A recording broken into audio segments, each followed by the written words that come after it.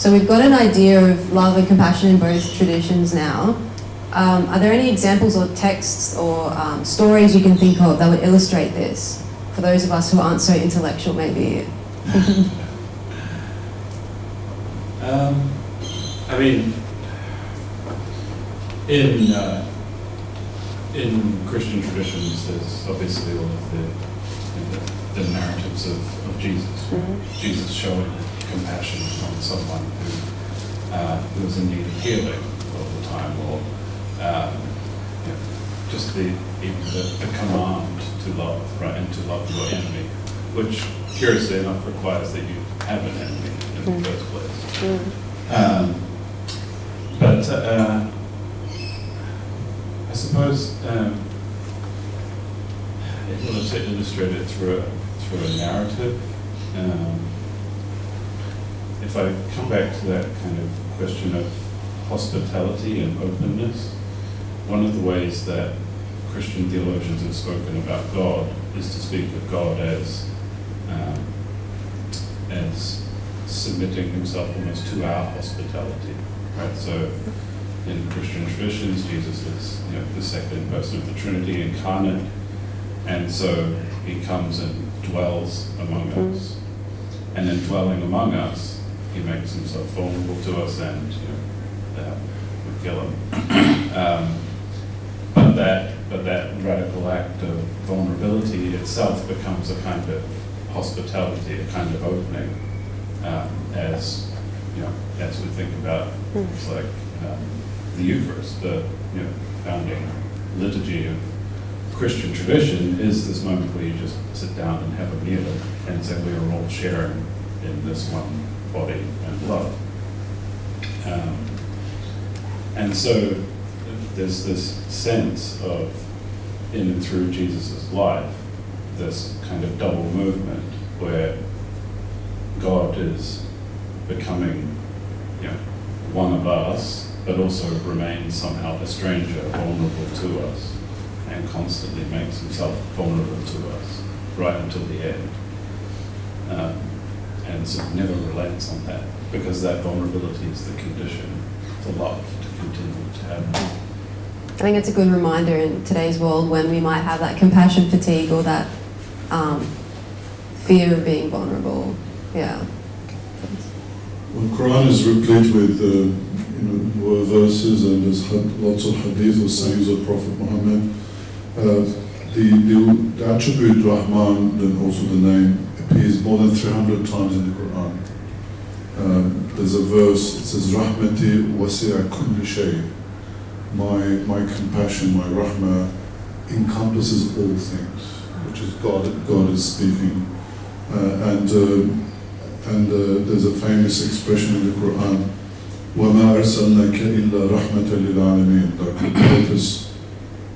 The key mission of Prophet Muhammad is described as mercy to the world. That I've sent you nothing but as a mercy to the world. And there's a very nice hadith also saying of Prophet Muhammad.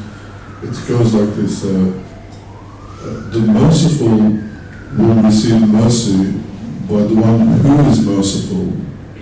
So basically, merciful people will attract mercy from the merciful God. Therefore, it says, show mercy to those on earth, so that the one in heaven can show mercy to you. I guess it's a encouragement to be merciful.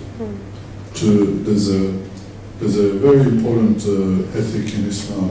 It says that wear the character of God on you, that we should try to be have God's attributes, obviously, in a finite measure, but we can be merciful, we can be compassionate, we can be loving. We can only actually say these things to human beings, right?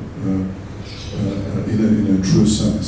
So in a way, we can understand God in that way as well. And there's a very nice story, or again in the Hadith literature, where the Prophet, peace be upon him, says that a woman, a prostitute, once goes to a well, and there was nothing to put, so she had to go down to drink from the well.